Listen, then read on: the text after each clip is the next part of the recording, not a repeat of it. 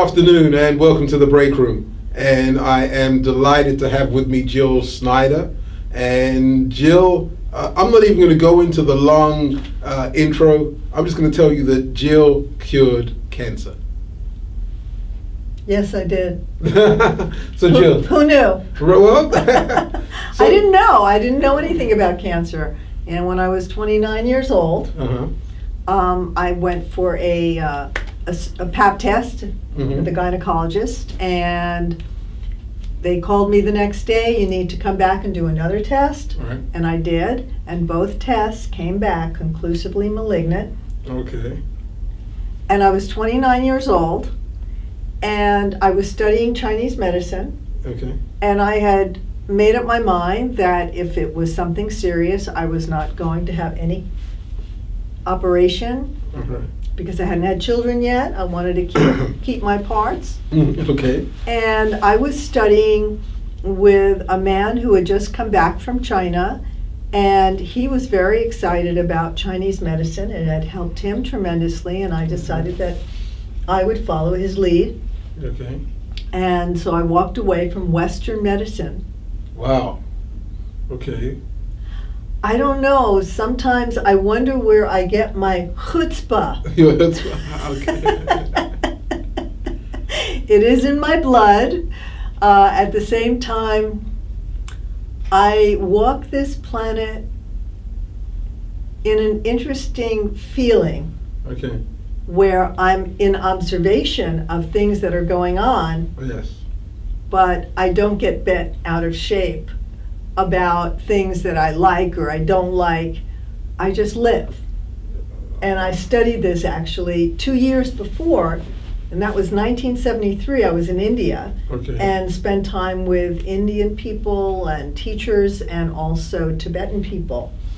And I was looking for a way to go within myself to experience peace, because I had never found anyone that I knew in the United States who actually knew how to teach peace. Peace. Okay. So I have this sense of I'm observing things that are going on, but I'm not getting so overly emotionally involved where I lose my balance. So when I found out that I had this cancer, I was actually, the expression was, well, your body is out of balance. Okay. And that is what happens when you get any dis-ease. Yes. So I took it and looked at the big picture, and I decided that, okay, my body is telling me something important, and I'm going to step back from the world and figure out a way that I could treat myself better than I had ever treated myself before. Okay. I did not tell my family. I did not want anyone to, number one, worry about me, and number two, to give me a hard time saying, well, you really should listen to what the doctors say, because I felt something inside of me that was very powerful, and that information that I felt from inside of myself could heal me. Okay. So, but how did you heal yourself? Well, there were a few different angles that I looked at. I looked at my diet, yes. I knew that I was a vegetarian, but I was eating a lot of white flour products and dairy products and sugar, okay? And I said, okay, I have to step back from that, and I have to study a protocol of diet. And at the time, this was 1975, I met some people who were, quote, macrobiotic. Okay. And the word macrobiotic means great life, and it is a lifestyle, and it also involves a lot of brown rice and seaweed and vegetables, a vegan diet basically, some cooked, some raw, and I decided I would try that, and I did. But is that what That was cured? one way, Okay. one angle. Okay. And then I also knew that Chinese medicine is very powerful because we have inside of us, you cannot necessarily see energy. You could perhaps with the right camera, but you can, there are pathways of energy that can be felt by a good acupuncturist, 6 in each wrist, that represent all the organ systems in the body, and they can tell when one is a little too slow, one is a little too fast, and using very, very thin needles. And this is ancient science of acupuncture going back thousands of years in China and maybe in other Asian countries as well. And I was referred to an acupuncturist, and of course he was the little old man with the long gray beard. I felt like I was in a little storybook, okay? Here was, the Chinese version of Fu Manchu guy. Fu Manchu, here you go. And he just looked at me, and he just said, "No problem, I fix." Okay.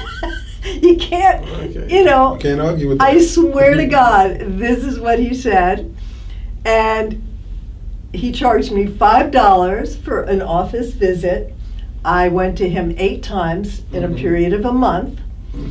And after the treatment, he would give me little balls that he kind of put together of herbs and said, just chew it, swallow it, get it down. And then he always had a little bowl of soup and a sweet potato. And then, of course, I would clean his office, too, a little bit because I got the discount. Okay. And within a month later, I went back to another OBGYN because the first one had slammed the door in my face. Oh, they were done with you. You rebel, you. I can't help it. I grew up in an interesting time. I took advantage of it. And so the second doctor said, well, instead of being a 5 on a pap test, it was a number 3, and number 1 is normal. And I just said, I'm home free. I am home free. I am seeing in 1 month this kind of progress. And in those days, we didn't call cancer, the source of cancer, inflammation. Right. Okay, we just used the word, according to the Chinese, you're out of balance. And there was never like freaking out and, nobody was scaring me. Nobody was telling me that I wasn't going to get well, that I was going to die. They were calling me on the phone. You have to be in the hospital. If you don't come, you're going to die. And I said, enough. And I think I ended up just giving my phone back. We didn't have cell phones in those days. I left. After a month, I said, this is enough. I need to rest. So rest. All right, so we're talking diet. We're talking rest. Now, how can I rest if I'm living in a culture where I have to go to work in order to maintain my car, my insurance, my rent, okay? All this lifestyle survival. And I just said no. And I had already done some traveling before that in India, and I had traveled before that in Europe and backpacking and all this stuff. And I said, I had a friend, and I said, let's go to South America. Okay. And where I can live on $5 a day and hang out for a few months and see if I can just rest. So that's what we did. We went to Venezuela, we went to Peru, and I had my brown rice in my backpack, and wherever I could, I would buy a little more. I had seaweed, which is part of the Japanese macrobiotic food, and then I also, sesame seeds, I was able to buy all the sesame seeds I needed right there in Peru. And I think in Venezuela, in Venezuela I had met some wonderful people who had everything that I needed in their home. They were macrobiotics, and we stayed with them for a couple of weeks in the beginning of the trip and then at the end of the trip. And everything I needed was provided. Even climbing the mountains. You see, I didn't feel bad. I got you. I never would have known I had this So I'm going to say thank you to that pap test for giving me that information. Okay. And then that just spurred me on to do anything and everything that I needed to do to focus on me, on my body, on my nutrition, on my rest. Meditation, very much a part of that rest. Because if you're not having some influence and control on the things you think about, if you have fear, you can't heal yourself. You can't. You absolutely cannot if you have fear. Because the fear is the doubt. So you could be doing all these wonderful things, eating the most expensive organic food, but every time you chew that organic food with any thought of fear, you are doubting the possibility that you can heal yourself. And I think that's where a lot of people, they have that missing link of not having a practice. We need a practice. We need to know that at any moment in time, we sit down, close our eyes, we go inside, we feel that energy, we feel connected, we feel at peace with ourselves. Not when you're driving, but in general, we need a practice. We need a place to go, a cave, or, opportunity to get calm. Okay. What else was an influence? I mean, I was hiking in the mountains, fresh air, beautiful scenery, beauty, beauty, beauty. When you're looking at beauty, that is healing to the body and to the mind and to the spirit. So I did a lot of hiking. I felt great. Had no problem. Eventually ran out of money. And the day before I ran out of money, I had the opportunity to travel with Swami Satchidananda. Okay. And he was doing a tour, and I know some songs in Hindi, and I played the guitar, and I was singing, and then the next day we went to this hot spring. And the hot spring had hot mud. So, this is known to pull toxins out of the body. Right. And I sat there with him in this hot mud, and we put hot mud on each other. And then that night, after I left his entourage and I went to stay with some other friends, that night I broke out into a fever. I felt horrible. And my friend put garlic on the bottom of my feet. Okay, old-fashioned garlic, pulled out whatever was going on. Something was trying to get out of the body. That fever, okay? Fever, heat, is what is speeding up the process of healing.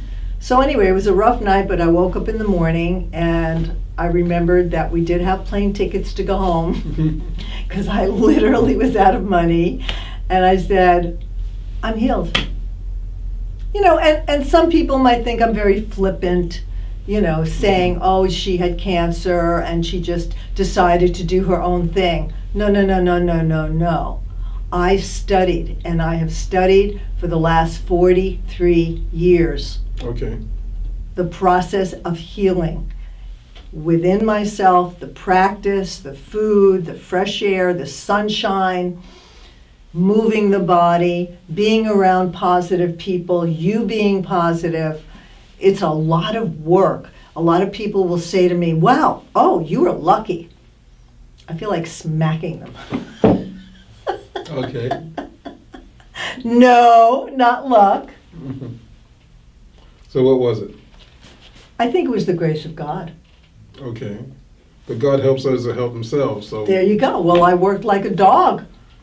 Okay. And all these years I've been taking care of myself with pleasure. Well, Why? It's not hard. I love it. I love being in the kitchen. The kitchen is the holiest room in my house. Well, let's talk about a couple of other things then. Without being rude, if you don't mind, how old are you? I'm 72 and a half. Okay. So the reason I asked that question is so that we could lead up to the next part. What is your secret? Because you ride trails and you hike and you Yeah. do all kinds of I crazy still do stuff it. that I wouldn't even do. Yeah. So, what is your secret? I just have this great appreciation for my human body, and Mhm. I listen. It doesn't mean I never get an ache and a pain, okay? These hands have been playing guitar for 50 years. They've been on the computer for another 30. I do massage 35 years. I do the deep work, okay? These hands, God, thank you so much for these hands. So, what do? I make sure that when I'm practicing my guitar and I notice that, oh, I think I better stop and listen. I listen to my body. Okay. There's more to it though, because we've had conversations. So, I mean, you're big into juicing. Yeah, I do. I like to get as much raw food into me as possible, and Okay. juicing to me is very a practical way to chug-a-lug it down, get it in, whoa, and if the combination is not so tasty, I get it down. Okay. I'm not fooling around. I also take herbs, and I just recently found a company that actually the herbs are for animals.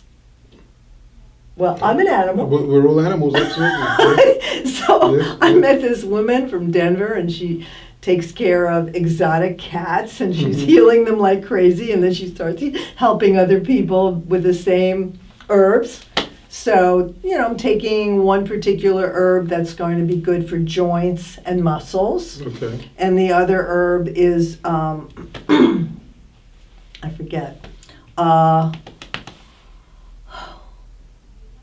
I forget exactly. No problem. But So, immune system. I mean, if you have a good immune system, that's the first thing you have to do. As soon as you find out that you have an illness, you have to boost your immune system. And Mhm. but in our system that is happening here, they want you in the hospital right away. And I think it is because they don't want you doing so much research on alternatives. right. Well, yeah, that's not profitable. Right. And so I've been active in an organization called the Annie Appleseed Project, Okay. and annieappleseedproject.org. For the last 12 years, we have a conference every year Okay. in either late February or early March, Mhm. and at the Embassy Suites on Belvedere Road. Okay. And it's an incredible conference where doctors come from all over the world, and survivors come because they want to know what they can do. Many of them have gone through chemotherapy, and now they're really taking it upon themselves to do everything in their power to take better and better care of themselves, because some of them don't want to have that chemotherapy again. They think they're not going to make it if they do. Okay. So what you're saying is that there are real and tangible alternatives to. So many, with evidence. This is an evidence-based conference on alternative medicine and complementary medicine as well, with Okay. MDs, naturopaths, herbalists, coming from Mexico. We have some incredible doctors who come up from Mexico. We don't pay any of these doctors. They speak without getting paid. In fact, we can't even pay for their hotel room because it's a nonprofit organization and we don't Okay. raise that kind of money. We do have some scholarships, Mhm. and we welcome any questions, annieappleseedproject.org. Okay, that sounds great. Well, Jill, I'd like to thank you for joining us in the break room. I have one more. Oh, Okay. So I have my own holistic coaching program. I Okay. work with people over the telephone. I work with people in person. If you're local, you're coming to me and we're going to spend some time together. We're going to go through your history. We're going to find ways that you can improve your immune system. okay. And by doing that, you're going to see some progress. And that is Circle of Life Holistic Programs. And my information is www.circle-of-life.net. Okay. And so please go check Jill out on the web. You can do more research on how she beat cancer and what she's doing when she's not riding trails. So Jill Schneider, thank you very much for joining me in the break room. Thank you so much. It was wonderful. Thank you.